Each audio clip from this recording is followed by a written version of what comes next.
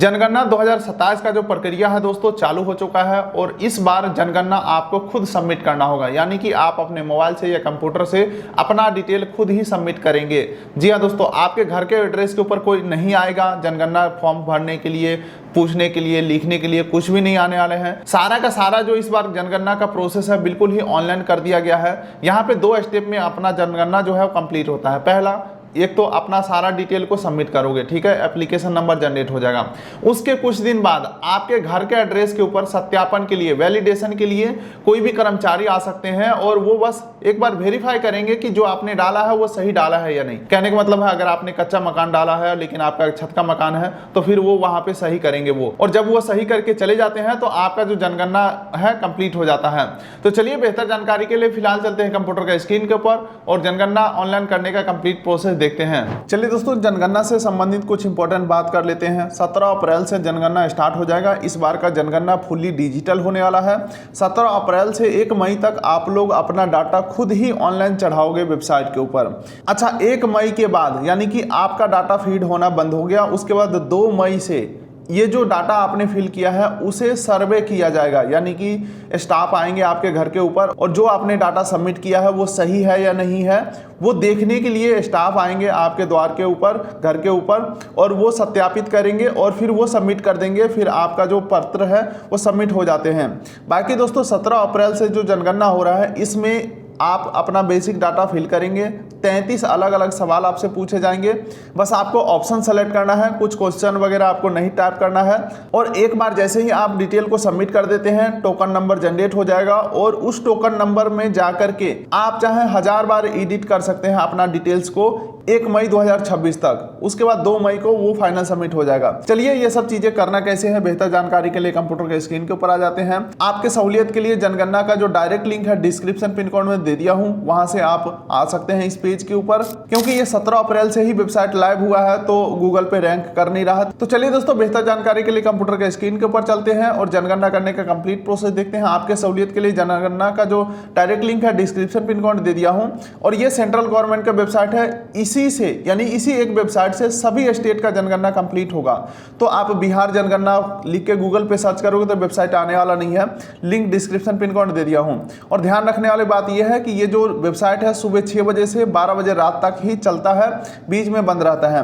आप इस पेज के ऊपर आते हैं, सबसे पहले आपको अपना स्टेट सेलेक्ट करना है। जैसे कि मेरा स्टेट हो गया दोस्तों बिहार, ठीक है। उसके बाद यहाँ पे जो कैप्चा दिख रहा है ना, ये कैप्चा यहाँ पे आपको फिल कर देना है और वेरीफाई एंड प्रोसीड के ऊपर क्लिक करेंगे। कैप्चा एरर अगर दिखाता है तो यहाँ से आप रिफ्रेश बटन के ऊपर क्लिक करके कैप्चा को चेंज भी कर सकते हैं।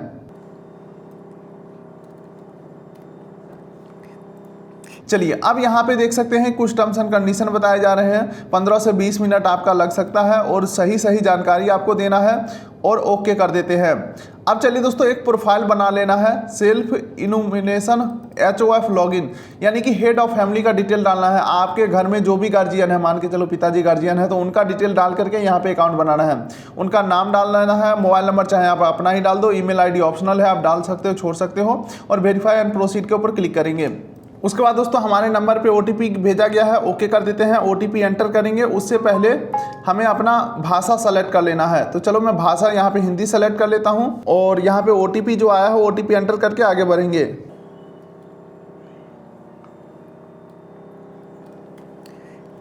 चलिए, OTP मैं यहाँ पे वेरीफाई कर दे रहा हूँ। चलिए दोस्तों, OTP वेरीफाई करके जैसे ही हम आगे बढ़ते हैं, सबसे पहले आपको अपना जिला सेलेक्ट कर लेना होगा, अपना आपको पिन कोड डाल देना होगा और खोजे बटन के ऊपर क्लिक करना है।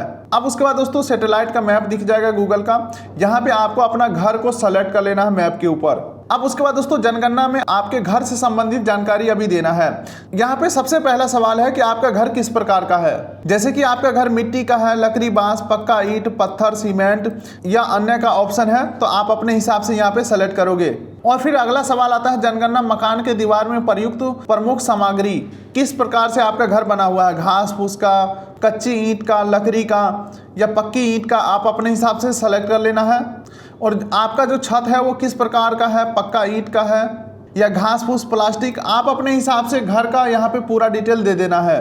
और ऊपर का सारा डिटेल फिल करके नीचे सहेजे और आगे बढ़े वाले ऑप्शन के ऊपर क्लिक करना है।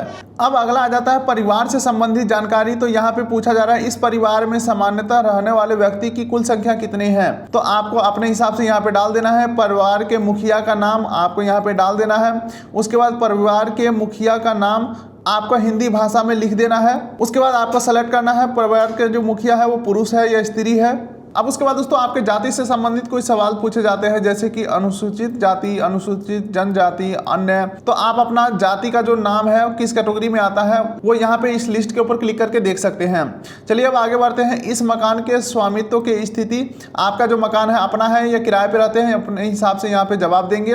रहने योग्य उपलब्ध कमरों की संख्या, यानी कि जो घर में रहते हैं उसमें कितने कमरे हैं, 1 2 3 4 5 यहाँ पे लिख देना है। और इस परिवार में रहने वाले विवाहित दंपतियों की संख्या, तो आपको यहाँ पे जवाब दे देना है। और ऊपर का सारा डेटा फिल करके और आगे की तरफ सहेजे और आगे बढ़े के ऊपर नीचे क्लिक करेंगे। उसके बाद जैसे ही हम आगे बढ़ते हैं तो पेयजल का मुख्य स्रोत यहाँ पे पूछा जा रहा है। तो नल का पानी या कुआं का पानी, हैंडपंप या समरसेबुल बोरवेल अगर है आपका तो अपने हिसाब से जवाब देना है यहाँ पे। उसके बाद अगला यहाँ पे पूछा जा रहा है पेयजल का स्रोत की उपलब्धता। ठीक है, तो परिसर के अंदर यानी कि आपके घर के अंदर है या घर के आसपास है या दूर से पानी लाते हो। प्रकाश के मुख्य स्रोत यानी कि बिजली वगैरह का जो स्रोत है वो क्या है। तो यहाँ पे बिजली या मिट्टी का तेल या सौर ऊर्जा, आपके प्रकाश का जो भी स्रोत है यहाँ पे डाल देना है। उसके बाद अगला आ जाता है शौचालय का सुलभता। अगर आपके पास शौचालय है तो यहाँ पे केवल परिवार हेतु या अन्य परिवार हेतु साझा में मान के चलो 2 3 लोगों ने मिलकर एक शौचालय बना हुआ है तो सेकंड ऑप्शन को सेलेक्ट कर लेंगे। या आप सार्वजनिक शौचालय यूज करते हैं तो इस ऑप्शन को सेलेक्ट करेंगे। अगर आप खुले में जाते हैं तो यहाँ पे सेलेक्ट कर लेना है। उसके बाद दोस्तों आगे बढ़ते हैं तो शौचालय का प्रकार यहाँ पे पूछा जा रहा है। तो यहाँ पे पाइप, सीवर, सेफ्टी टैंक, अन्य पद्धति, 2 गड्ढा शौचालय, एकल गड्ढा शौचालय, सर्विस शौचालय। तो आप अपने हिसाब से शौचालय का प्रकार यहाँ पे सेलेक्ट करेंगे। अब यहाँ पे अगला सवाल आता है गंदे पानी की निकासी किससे जुड़ी हुई है, यानी कि आपके घर के जो नहाने का, बर्तन धोने का, ये सब जो वेस्ट वाटर है ये कैसे जाता है बाहर। तो यहाँ पे ढकी नाली में, खुली नाली में, किसी भी नाली से नहीं। ठीक है, तो ऑप्शन है सेलेक्ट करेंगे। अगर आप मान के चलो गांव में रहते हैं, खेतों में बहा देते हैं तो यहाँ पे किसी भी नाली से नहीं वाले ऑप्शन को सेलेक्ट करेंगे। अगला जाता है परिसर के अंदर स्नान सुविधा। तो अगर आपके घर में स्नान गृह यानी कि बाथरूम बना हुआ है तो सेलेक्ट कर लेंगे, अगर नहीं बना है तो नहीं सेलेक्ट करेंगे।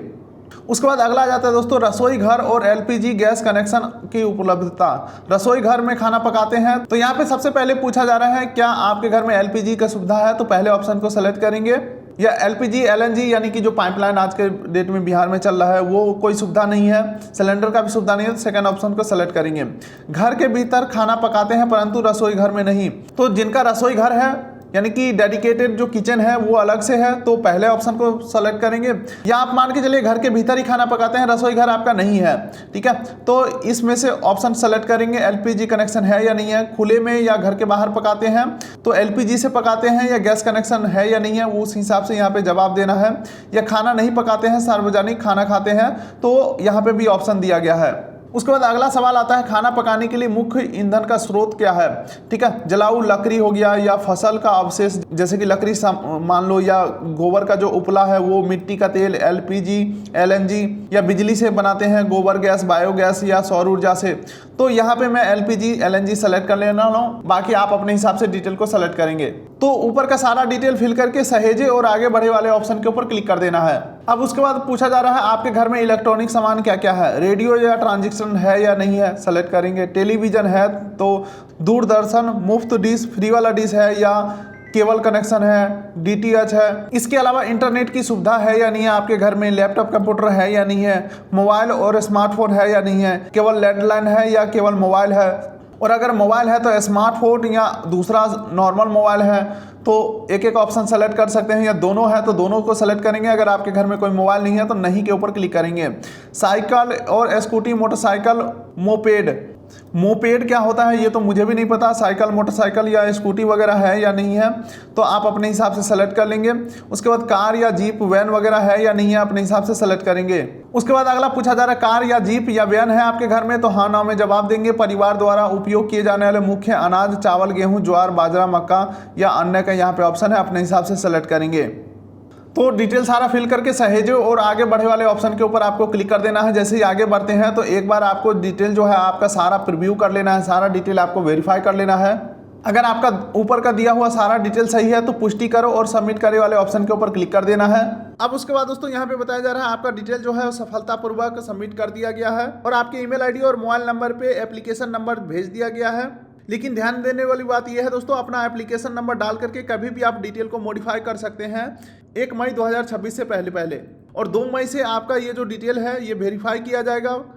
कर्मचारी आपके घर पे आएंगे और वेरीफाई करके जाएंगे, सब कुछ सही रहा तो आपका डिटेल सबमिट कर दिया जाएगा। तो यही है दोस्तों जनगणना का कंप्लीट प्रोसेस। उम्मीद करता हूँ वीडियो आपको अच्छा लगा तो वीडियो कर दिए लाइक, चैनल कर दिए सब्सक्राइब, ताकि मिलेंगे ऐसे ही किसी अगले वीडियो में। तब तक के लिए नमस्कार।